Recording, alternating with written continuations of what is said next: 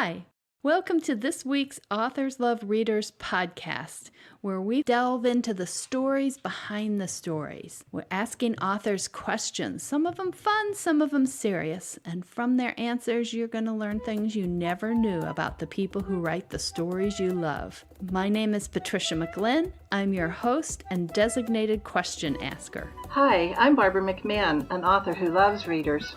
Now, let's start the show. Welcome to another edition of Authors Love Readers, and this time I am delighted to have Barbara McMahon here. Barbara McMahon is one of my great writing buddies. We met, I don't know what year it was, but it was the Romance Writers of America National Conference in Hawaii. The last time they have had the conference in Hawaii. I don't think they ever will again because it was a fairly small group, which I thought was wonderful. And Barbara and I sat next to each other, McLinn and McMahon, at the literacy signing that they always have, and it's usually at the beginning of the conference. And Barbara thought I was funny. So forevermore, we have been friends. And I still think you're funny. Yay! Yay! And Barbara has written how many romances? 87? Oh my gosh. Oh my gosh. She wrote for Harlequin and Silhouette, writing for Harlequin romance, right? Correct. And who else? Tell us all the ones you wrote for. So I also wrote for Silhouette Desire, for Silhouette Special Editions, and for Harlequin Super Romance. Yes, all sorts of books. And now she is an independent author. She has the rights back to some of those past books, and she is also writing new romances. That's right. We're going to start with some quick questions here just to let people get started to know you. Okay. I'm going to say, what is your favorite taste? And I do mean food, although it'd be interesting. She asked me, do I mean food or do I mean clothing? So now I want to know both. Oh, okay.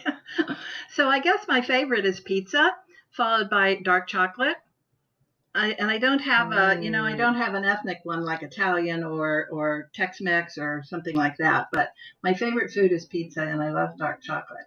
And then in clothes, I go for really casual Western attire. Do you have cowboy boots? Absolutely. Absolutely. Okay. What is your favorite color? Blue, dark blue. I have 9 dark blue T-shirts. I can go weeks without ever wearing another color.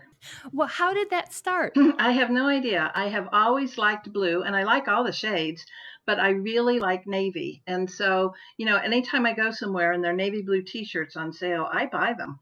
And then I realized the other day, because I do laundry once a week, that, oh my gosh, how long could I go with 9 shirts and never wear another color? And probably infinitely. My next question is, what surprising jobs you've held? One you may not know about is I was a guide for blind skiers. I didn't know that. Yep, I had to go through training. When did you do that? It was several years ago. Actually, shortly after I had done several, I fell and injured my knee, and I haven't been able to go skiing again. But I did it for one season, and it was a lot of fun. And mostly I had kids, teenagers, that were blind, and special programs would bring them up to the snow, and then our group would guide them. So you should tell people where you live in general. Oh, I live in the Sierra Nevada mountains of California, not too far from Lake Tahoe. Mm-hmm. So she has lots of opportunities to have the snow to ski. Absolutely, have home. That's cool. Snow at home too. So I have to ask you a related question to get the answer I want. Okay. What other day jobs have you held?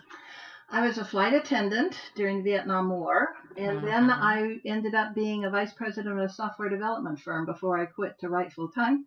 And did you want to do those jobs? I mean, did you always want to be a writer and you were doing those other jobs to support yourself, or were those the jobs you had hoped to have and then you went, nah? No, I actually have been writing since I was a teenager, and we had a, quote, literary magazine at my high school, and I used to write for that. And then a friend of mine and I would spend our summers writing these mysteries and things like that. But I didn't think of being a professional writer. What I really wanted to do was work in the Foreign Service. Then I did a stint as a flight attendant and got to fly all around the world, which I loved, and that was my goal. Then I ended up getting married, and my then husband did not want to be a person attached to a foreign person, in a foreign embassy or something like that. His job was in the Bay Area, so we stayed here, and I gave up that dream. And then I just worked and worked, but wrote on the side. And then after I had published several books, I thought, well, I'm just going to quit this other job and write full time. Good for you. It's been fun. Good for you. So when was your first book? When was your first book published? 1982. And when did you go full time? It must have been 1992. So for 10 years, I wrote on weekends and sometimes in the evening. Do you have a strong fear? And if so, do you use it in books? I mean, I don't like spiders, but I don't use them in my book. I guess I could, but it's like, don't tell people that. I'm kidding. Barbara is very sane. No fears, no phobias. I was sort of hoping there'd be a closet one that I hear about. Yes, exactly. That I could use against you. Sorry to disappoint. Okay. Do you have a saying that your mother or father used that you hear yourself saying now? Because I said so. That's why. And does it work any better than it worked on you? No, not too really. And mostly I can only say it to my grandkids, and they are intimidated just a wee bit. But no, my daughters, they just laugh when I say it. Okay. Most writers, now Barbara may be the exception here, have a bad habit word. A word that crops up and, hopefully we know about it and we go back and check for it, but it's showing up when it should not. I have said this over and over. Some of mine include just and really. Very will show up too. What's your bad habit word? Two, I would say. One is just, like you were saying. And at the end of the book, I go back and search on just and eliminate them or change the word sometimes to merely, but mostly eliminate it because it's like, oh my gosh, I said it again. And the other bad habit I have, and it's not really a word, it's starting without a subject, just jumping in with the phrase that includes the verb and going forward. And then when you read back, it's like, well, that's very abrupt. So then I'll add an I or a he or a she or something like that. Oh, that's interesting. I have a tendency to use the phrase, it was not, it was, which actually is harder to search for because it has the variable in the middle of it.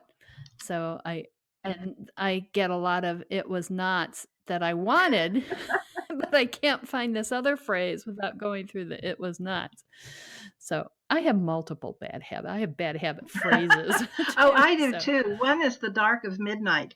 And I had a reader who got a whole bunch of my books at one time, and then she wrote me and she said, I really enjoyed them, but do you know in every book you say in the dark of midnight? And it was like, oh no, do I? So I haven't since. I don't think I've used it once since that reader brought it to my attention. But apparently in 6 books I said it. That's terrible, though, that now you're so conscious of it. So there's probably a spot where it'd be exactly perfect to use it, and you can't use it. I would not let myself use it. You told us that the phrase that your folks used and that you now use. How about, do you have a motivational or upbeat quote that you like? The one I like best is, I can do all things through Christ Jesus who strengthens me. It's from Philippians, and it is one that I have used for many, many years. It gets me through everything. That's a real foundation for you. Okay. What 3 movies would you take with you to this strange desert island that allows you to play movies? Okay, let me see. You'll probably laugh at these. One I would take would be Where Eagles Dare, which was a Richard Burton, Clint Eastwood action flick. And another one I would... Yes, World War II. And the other one would be Kelly's Heroes, which was Clint Eastwood also in World War II. And then the other one I think I would take would be The Sound of Music. Well, those are interesting. I was thinking the first 2, there's sort of a theme there of overcoming adversity. Certainly, all war can big odds to overcome. Interesting. And then why The Sound of Music? I don't know. It's so upbeat and cheery. And of course, once you hear those songs, they resonate through your head for days afterwards. That would keep me company on the desert island. So you would be off singing. That's right, songs. Dancing around like Julie Andrews did on the hillside. I know you can picture me doing that, even in jeans. I can very much Sure. picture that. Okay, I'm going to ask you another kind of strange little question. If your writing were a color, what would it be? Well, of course it would be blue. Oh, Blue is my happy color, okay. and I'm happy when I'm writing, so it would be blue. But it would probably be a light, smoky kind of blue, not navy. Not navy. Yeah, I can see that. Okay. So where did your love of story come from? I can't Do you know? remember. My mama told me I started reading when I was about 4, and I can't remember ever not reading. And I can remember as a kid, I had a bedtime. I'm not sure kids do these days, but I did. And so I would dutifully go to bed with a flashlight and a book. And as soon as they said goodnight and closed the door, I was under my covers reading. Oh, yep. So classic for that generation, don't you think? I did that too, Did under you? the covers with the Yeah, flashlight. yeah, Yeah. Like no adult could see yeah. through the Well, see the light through the sheet. I shared a room with my sister, and I was afraid the light would wake her up. So that's why I would go underneath. And, and I'm sure you did it too. I'd be up so late. I'd be so tired the next day, but I couldn't tell anybody why. Well, I don't think they expected anything of me except for being tired the next day because I've long been a night owl. So I didn't have to explain. But the other thing I used to do, I'm the youngest by a bunch. So my older siblings and my parents would be downstairs. And I swear all the fun started when I got sent to bed. I'd be sent to bed and all of a sudden there's all this laughter downstairs. So I would sneak down the first half of the stairway Yeah. to where it opened up into the downstairs room. Yeah. And I'd be there listening. And my mother would say, "Are you in bed?" And I would pound up the stairs and jump from the landing into the middle of the bed and then say, "Yes." Like she had no clue what I was doing. Oh. Yeah, but I don't think I was cut out to be a spy. No, probably not. Question from a reader. Okay. She says, "Where do your stories come from? I know one author who dreams her stories. Another has a character suddenly taking up residence in her head. So how are your beautiful stories born?" I love that she says the stories are beautiful. I'll see something and it will spark my imagination. I came out of a grocery store one night, and in the handicap parking place was a pickup truck with this really cute cowboy sitting inside behind the wheel. And as I walked by, I saw a wheelchair in the back of the truck. And so right away I thought, that's got to be his, because whoever else was in the truck is no longer in the truck. So then I started thinking of an injured cowboy. How would that happen? Well, he was a rodeo cowboy. He got injured being bucked off the bull or something like that. And then it just developed into a whole story, which was One Stubborn Cowboy, one of my first desires. Another time I was at the Amador County Fair. I live in Amador County, and it's a rural county. It's big on cows and cowboys and things like that. And I was sitting down resting and eating an ice cream cone because we'd just been walking all over the fairgrounds. And this cowboy, of course, with 2 little girls, I mean, maybe 9 months each, one in each arm. They were big enough to sit up by themselves and look around and all, but they looked like they probably weren't walking much. And I thought, well, that's a great idea. What if there's a single dad with twins? So that was another book, Daddy and Daughters. Another one I got was from a Lacey J. Dalton song, which is country music. And I wrote a book from that. So I get ideas from everywhere, and then they just spark something in my mind. Okay, so when you have that idea, then how do you actually start the book? How do you start writing? Do you do work with that idea? Do you outline? Do you take notes? Or do you just start writing? And do you start writing at the beginning? Or the first couple of books somewhere that's not the beginning? Unlike you, my dear.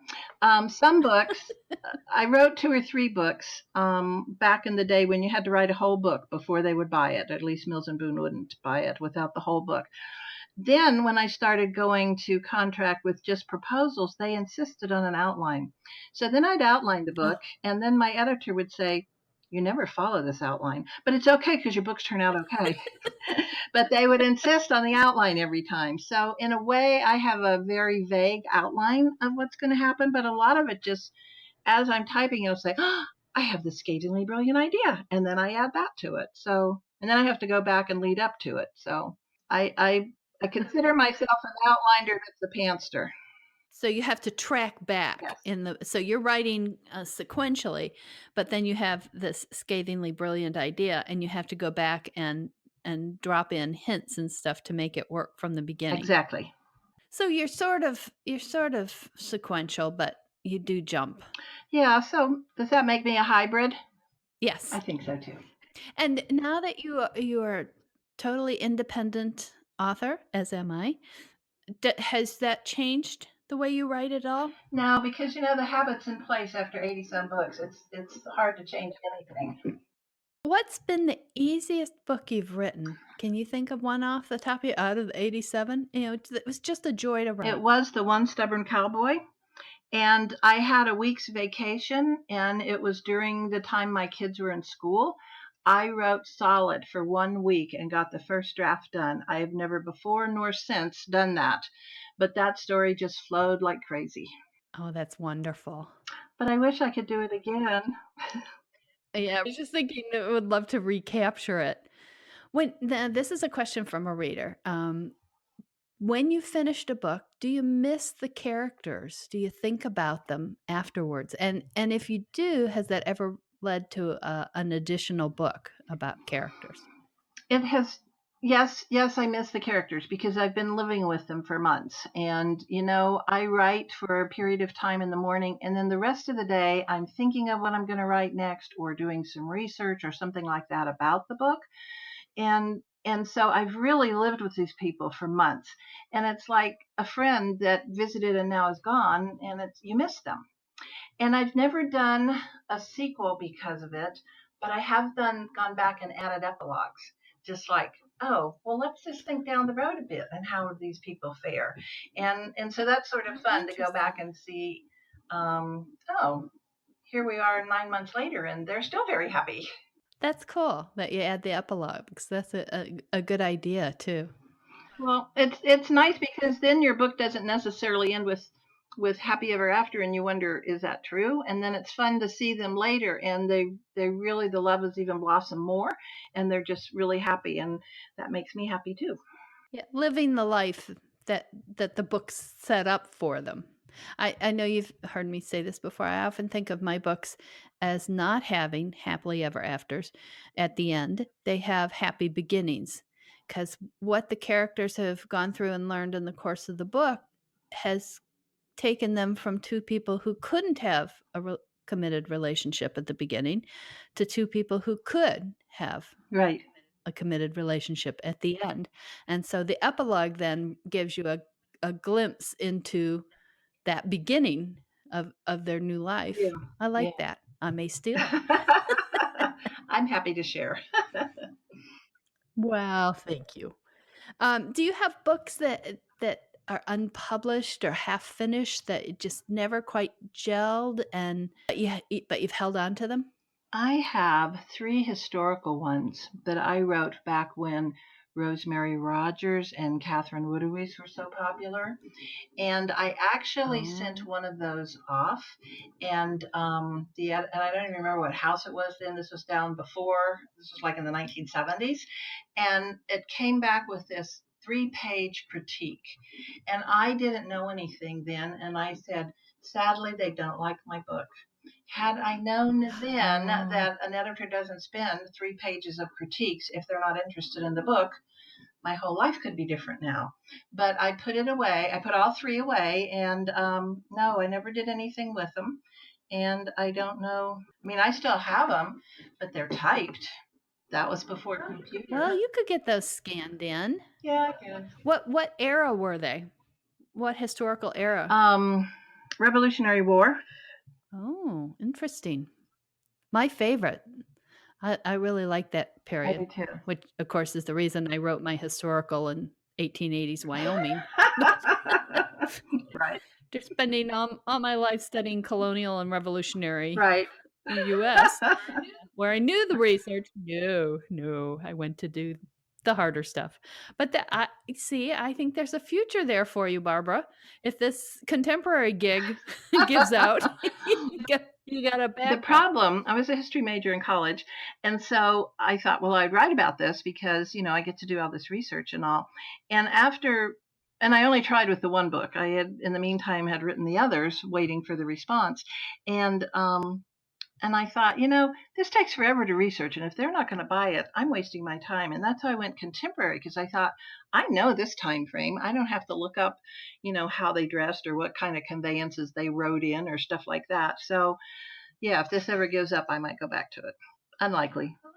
Well, let's talk a little more about research, because some people think, well, there's no research in contemporary because you're living the time, but I find there always is. Every book, there's research. Do you like research? Do you do it all before? Do you have a routine that you follow with the research? I do research, and one reason I like to write cowboy books, and like I said, I live in a rural county. I have a friend who actually owns a cattle ranch, and anytime I have questions, I ask her things. I did a book once about a wildfire, which are prevalent in California, as you well know. And so Yes. I called one of the local fire people, and he spent a long time telling me about the nature of fire and what to expect in the terrain I was describing for the book and things like that. And my biggest boon has been Google Maps and Google Earth, because it used to be, if I was writing for another location, I would go and get all the travel books I could get from AAA or from the library and read up on everything I could about the topography and the architecture and customs of that area and stuff like that. And now you can go online and actually walk the street practically that your heroine's going to walk, or ride the range. I did a long jump, which is what's called hot air balloons that go long distances. They're like contests and all. And so it was set in Spain. And so I took off from Barcelona, and in Google Earth, you can say how high up above the earth you go. So I went as high as hot air balloons go, and then just went in the direction the balloon would go, and I was able to describe all of what they would have seen. Isn't that amazing? I love Google Earth. So yeah, I guess I do research on almost every book, at least some facet of it, and it's easier when doing the Western ones because I've got friends that are in the cattle industry. But, I like to do other things too, and there'll be readers who aren't enamored with cowboys, and so I try to do rich guys and sexy guys and business tycoons and things like that too. So do you have a favorite type of character to write about? Yeah, I like cowboys. There is something about them. When you're working on a book, do you have a certain routine that you follow? Yes, I get up every morning and have breakfast, and then I sit down. Well, some people don't eat breakfast. So, and then I sit down and I work probably from maybe 8 or 8:30 in the morning until about 12:30. And then I go have lunch. And then in the afternoon, I do, any research I need to, or other things. I'm involved with other things. I'm a volunteer for different organizations. So I'll do stuff like that. And then the next morning, I'll get up and the same thing. And I listen to the same classical music I have for 20 some years, because it's like when I clamp on those headphones and that William Tell Overture starts, I go into this zone and the time just flies by. That's such a great piece of music too. I mean, I think we take it for granted because it's used for commercials and things like that. I love the pace of it, and I listen to a variety of music, but one of the pieces I listen to are theme songs from Errol Flynn movies, and I find the faster the music goes, the faster I type. Me too. When it's going da da da da da da da, I get a lot of words in. We're gonna have to put together a collection of fast-paced classical music for writers to be productive. Oh, that would work. That would be really good. So what's your favorite part of the process? And what's the most difficult for you too? My favorite part is starting. It's so hopeful, and it's building a picture of the character that I hope the reader sees as what I see. I have a picture in my mind, and I tried to describe them not just physically, but personality-wise as well, so that others will see what I'm envisioning in my head. And then the middles are hard sometimes. I know where I want to go, but it's like, how do I get there logically? I don't want something to feel contrived or too coincidental or something like that. So that part's probably the hardest for me. And then I sort of slow down at the end because I'm getting ready to say goodbye, and maybe I'm not ready to say goodbye to them yet. And I do slow down a little at the end. So is the end your least favorite? No, you said the middle is kind of The your middle, least favorite. yeah, that's my least favorite. Do you have tricks to get past that? Yeah, sometimes I stop mid-book and try to brainstorm other ways to make it fresh and a bit different and unexpected. Sometimes I like to say, can I just make this unexpected and it go a different way? And so sometimes I do that. And then if I get the scathingly brilliant idea, then I can include that here. And then I have to go back, of course, and lead up to it. Now you've written so many books, and you started 80s when, again, as I was.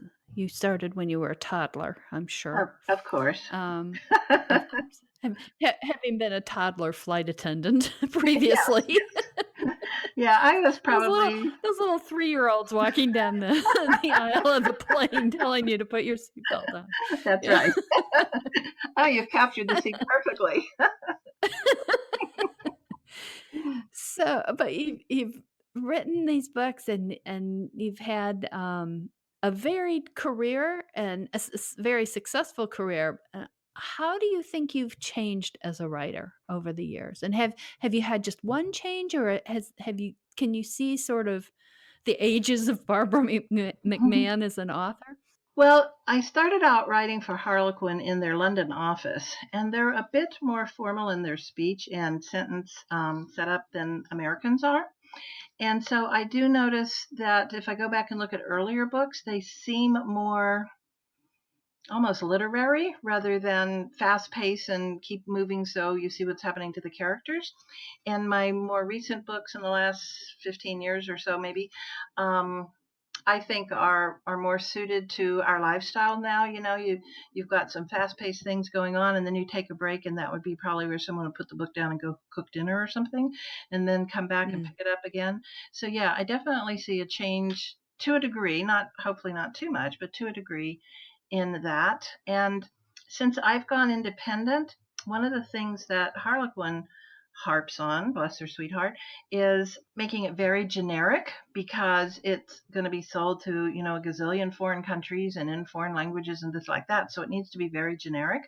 And I feel I can really write more to the American market now that I'm an independently published author, so that it's a lot more like the lifestyle I lead. And more specific. Yeah. More specific to the United States. Yeah, well, and more specific to the character, I think, often because the character is in the United States. But I used to have those discussions with some of my 32 editors that I had for. Oh my gosh, 32! Oh my gosh. Oh yeah. And they would want things that could apply to anybody. And my point was, but this character isn't anybody, it's this specific person. So yeah, we were never a great, I was never a great fit there. So the publisher and I were never a great fit, but those days are past. Now we're indies. And I love the freedom now. I mean, I feel like I can write as fast as I want or as slow as I want. I can write what I want and not write to the market, so to speak. Just write what makes me happy and hope it makes people who read it happy. That's interesting because you've been published always in romance? Yes, always in romance. What things do you believe that people think about the romance genre and are sure they know that just isn't so? In other words, what misconceptions do people have about it? I think if people are not already reading romances, they think they're fluff. And I was on a nonprofit committee with another woman, and it came up when I did that I wrote romance. I never read those. I read mysteries, and I'm thinking they're genre fiction too. So I think the perception is they're not as in depth maybe. And yet they, more than anything, have a universal appeal because you're going for the emotions. I mean, what's better than falling in love? But also you can connect into sadness sometimes, or anger, or envy. I mean, you can go through all the emotions that everybody feels, and that's why some people do so well in other countries, because it doesn't matter too much about the situation. They're touching into those universal feelings that we all have, and I think it's enriching to find out how some people deal with those, even if it is fiction. How do you feel when you're writing about characters who are sad? Do you find that affects you? Oh yeah, I'll be sad, and I still have some books that if I go back and reread them, I start crying, and I wrote the stupid things. So it's like, what in the world? But hopefully the sadness of that situation comes across, and I'm not sure that every book's an emotional roller coaster, but I think if you have different emotions surface, it makes it a more enriching read rather than just straight through. So I do try to get just a little bit of different stuff, with the overlying emotion being falling in love. You know, you mentioned emotional roller coaster, and my mind immediately went to every book is an emotional roller coaster for me as I'm writing it. Oh. A lot of ups and downs, a lot of scary turns. So when you're writing, I know you're a little more even keel, but do you celebrate beginning a book or ending a book or having it be published? Sad to say, I no longer do. But in the early days, every time I'd get a new contract, my husband would take me out to dinner and we'd celebrate. And then when I'd finish a book, we'd go out to dinner and celebrate. And then after a while, it became like, okay, they bought another book, but I'm busy. I can't go out to dinner. And that we just, after a while, it's like, okay, well, this is your life. This is not an extraordinary thing anymore. I'm blessed to be able to write this long, but in my own lifestyle now, it's not an extraordinary thing. So no, we don't celebrate as much as we used to. Well, that's an interesting point though about this is your life, and I think sometimes people meeting writers think we have these very different lives from other people, and I will often post on Facebook or Twitter about taking leaves out of the gutter. Oh yes, the glamorous author life, But do you think that writers view the world differently from other people or approach things different? Are we different, I guess? Yes, I think we're different. When I have spoken to groups, they always ask, where do you get your ideas? Always. I have yet to meet another writer who asks me that. And I think the difference is we have more ideas in our head than we will ever live long enough to write. And people who are not writers don't. And so, yeah, I think that makes us different. It was a gift that we were given, then other people were given other gifts to do in their lives. And that was the gift given to us. And, I love to, if we go to Disneyland, I'll sit out with the grandkids so I can watch people walk by. I like that kind of stuff. If I'm riding on the train, I eavesdrop on the people talking just to hear, what they're talking about, how they're saying things, try to guess what might come next, that kind of analytical kind of stuff maybe. And my non-writing friends don't do that. So yeah, I do believe we see the world differently.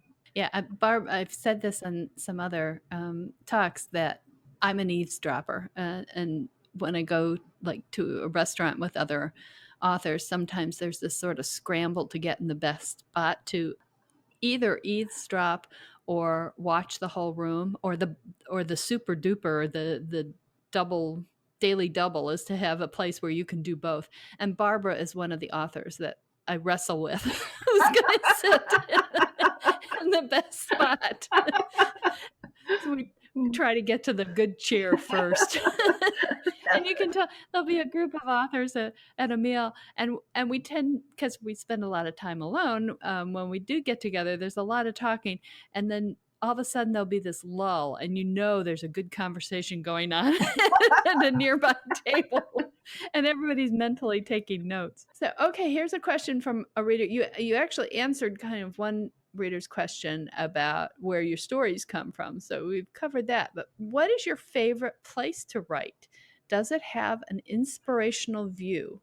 And why is that your favorite spot to write in? My computer is set up by a window. I live in the Sierra Nevada mountains, so when I look out, all I see is trees. And to me, that is peaceful and serene and tranquil, and I really like it. Sometimes in the fall, some of the needles, not all of them, but some of them fall, especially from the fir trees, and they're gold. They turn gold, and so if they're falling in the sunshine, it's just like golden snow almost falling down. Of course, then we have to blow the driveway because they make a terrible mess. But yes.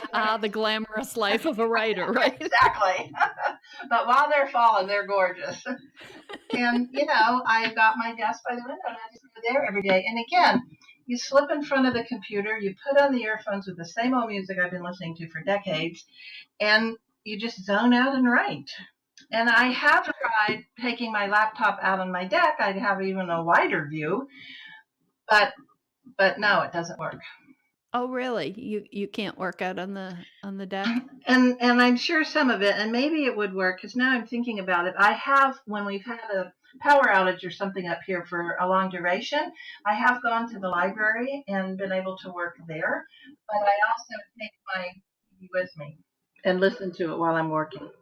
Yeah, I do think that maybe authors in particular are trainable like Pavlov's dogs, that we get certain cues. And if we're smart, we create those cues so that we can get back into the writing mode. I absolutely agree. I mean, I just consider that my training over, I've been doing this for 30 some years, and that's what works. And I do often say I'm like Pavlov's dog. I put the earphones on. I can't hear the phone. Don't answer the phone. My husband knows not to come up and talk to me when I've got earphones on.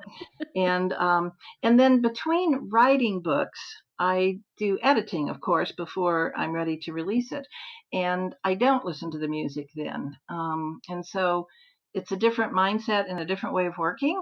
And then when I'm ready to start creating again, I go back into the same mode. Yeah, I find when I'm editing, even if I'm listening to the words, at least in my head from when they're on the page. When I'm writing, I'm listening to the voices in my head.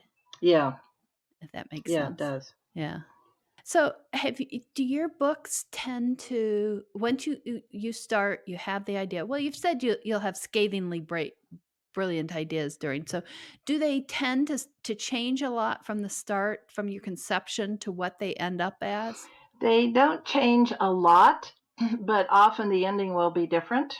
And and it's like, this is what I envision right now today. And as I get into the stories and develop the characters and come up with these other things to make them distinctive, and it says, oh, well, he really wouldn't do that kind of thing.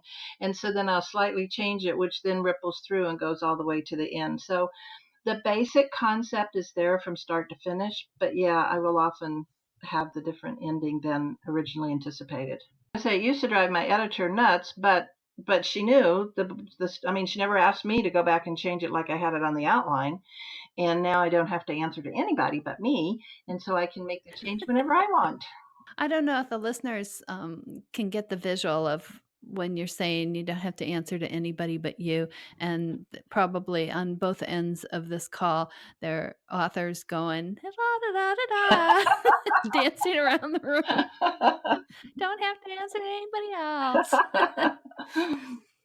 Following up on the stories, whether they change from conception to publication, have you had any that really surprised you? No, I don't think so. No? I don't know what you mean by really surprised me. So it sounds like you have a pretty good grasp on what the story is at the beginning. Some of us don't. Oh, yes. I've heard about writers like that. I can't fathom. And you love us. I do, but I can't fathom how that works. I'm very lineal. I start at the beginning and go to the end. The road there might veer slightly and have a different ending, but it's still pretty beginning to end. Okay. I love you despite that. So we'll forgive you. Here's a question from a reader that will, I think, take you back to your traditionally published days. When the cover image doesn't match the character description, a pet peeve of mine, says this reader, how does it feel? Oh my gosh, I hated it. We had to, as when I worked for another publisher, all of those that I worked for, we had these elaborate fill out the cover detail sheets. I mean, they were pages long, and they asked, what color are their eyes? Who cares? You can't see the eyes anyway. And they'd ask you the hair color, and what do they look like, and what are they wearing, and where is The this set? jewelry And they then wore. totally something totally different, and you think, what in the world is that? And it wouldn't match anything. And it's like I spent hours doing this form of you had that was several pages long, and it's like, well, put that one aside and let's go with this one. And yeah, it used to drive me to a pet peeve. Yeah, I think so. Was I too strong? Gee, Oh my gosh, that just used to drive me nuts. It does. It is a crazy Oh, maker. and I have to tell you this one. I did this one story, and I had the guy be blonde, and the hair came back on the cover looking like Play-Doh, like yellow Play-Doh. And I never have had a blonde hero ever since. I said, if this is what they do with blonde, they're dark from now on. But now I got to challenge you to have a blonde hero now that you're an independent and see what you come up with. I bet you come up with something that is not Play-Doh. For readers who might be new to you, what are a couple books that you would say would be a good place to start reading you? I don't know. I have 87 favorites. So narrowing down all these children to one or two is really hard. But maybe one that I was really fond of was The Rancher's Bride. And it was a modern day marriage of convenience story for older people. He already had a grown son. And I have like two stories going in it. The hero's love affair and then his son's love affair. I liked that one a lot. And then another one that I liked a lot was Angel of Smoky Hollow. And it was a burnt out violinist from New York Philharmonic goes down to Kentucky, of all places, and learns to play bluegrass. And there's more to the story than that. Cool. But I thought that was a nice story. Well, and those are good stories for new readers to be introduced to your works. That's great. How about even with your most loyal readers, and I know you have a lot of really loyal readers, there must be a book or two that maybe you think has been overlooked a little bit, that isn't as well known by your loyal readership as others. Do you have those hidden gems? Actually, none come to mind. Pretty much they all seem to sell, within a range of each other. I haven't had any that nobody's ever read or never has gone anywhere. Okay. Well, we'll leave that question open if any of your readers have books they want to nominate and say are one of Barbara's hidden gems that they don't think has gotten as much attention as the stories deserve. That would be really interesting to see. I like that idea. What's coming up? What's your most recent release? Let's start with that. I had a novella out in December called The Cowboy Special Christmas. And a year ago, I did a Soldier's Christmas. And I'm trying to start a new deal of every year have a novella out at Christmas. And so I've got two down and hopefully quite a few more to go. And then... and will you do it like a different occupation? Yes, I've already thought of the one for 2018. He's going to be a Doctors Without Borders. So it'll be the Doctor's Christmas or the Doctor's Hometown Christmas, something that'll have Christmas and Doctor in it for the title. I don't have the title yet, but I've already got the idea for the hero for that one. And then I did a series of Christian inspirational books called Rocky Point, Maine. And I have the latest one of that one that's due out in the spring called Rocky Point Inn. And it's about an innkeeper, and she's watching, her best friend died, and she's watching her daughter until the best friend's estranged brother shows up to claim the daughter. And you can imagine if the sister and brother were estranged, how close that family wasn't. Yeah. And when will that be out? Probably April, but maybe as late as May. And Are you working on something else for past that? Do you have something else in Yes, mind? I have a cowboy series, cowboys again. Um, Uh-huh. One is the reluctant cowboy, one is the cynical cowboy, things like that. It's an 8-book series of brothers and cousins that live on or around this ranch in Wyoming. I'm going to Wyoming too. I love Wyoming. I love your book set in Wyoming. When are you going to Wyoming? Gosh, I haven't been there in years. I need to go again. Oh, okay, yes. Oh, you meant you were going to Wyoming in your In books. my I thought you books, were going. yes. No, Yeah. It's great. no. One of my favorite states. And where is your ranch set? Where in Wyoming is it? Near South Pass? Okay. That's an area I have not been in very much. I actually haven't been in at all. Mm. I've been, so I still have much more of the state to explore. Road trip. I know. Isn't that fun? And I haven't been there in a while. We Yes, should go back. I should talk my husband into going back. it would be a lot of fun. It would be. Okay. And so tell readers where they can find out more about you and about your books. Okay, I do have a website, barbaramcmahon.com. And I have books on all platforms from Amazon to Google to Kobo, Apple, Nook, all of those. And I have a reader's list. If they want to sign up, they can go to my website and there's a sign up place there, and I'll send you information when new books are coming out. That's great. Is there anything, this is my favorite journalism question. Is there anything I haven't asked you that I should have? Oh my gosh, I don't think so. Okay, then we're going to go to the rapid fire epilogue questions. You have to pick one or the other. Okay, And we'll start with appetizer or dessert. dessert. Binge watch or make the watching last as long as possible. Make the watching last as long as possible. Oh, you drag it out, do you? Okay. Cake or ice cream? If it's chocolate cake, Day or night? day. Toenail polish or bare toenails? Bare toenails. Dog or cat? Dog. Tea or coffee? Tea. Now that was a tough one for you, Well, huh? I like lattes, but they're mostly milk. Cruise or backpacking? Backpacking. Sailboat or motorboat? Motorboat. Which is eerier to you, an owl hooting or coyotes howling? I guess the owl. Mustard or ketchup? Mustard. Best china or paper plates? Paper plates. Save the best for last or grab the best first? Save the best for last, especially if it's dessert.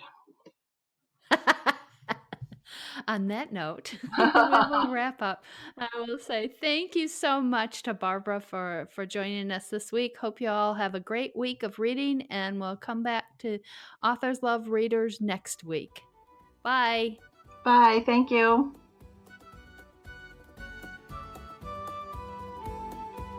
That's the show for this week. Hope you enjoyed it, and thank you for joining Authors Love Readers podcast. Remember, you can always find out more about our guest authors in the show notes, and you can find out more about me at www.patriciamclinn.com. You can also send in questions to be asked of future authors at podcast@authorslovereaders.com. Until next week, wishing you lots of happy reading. Bye.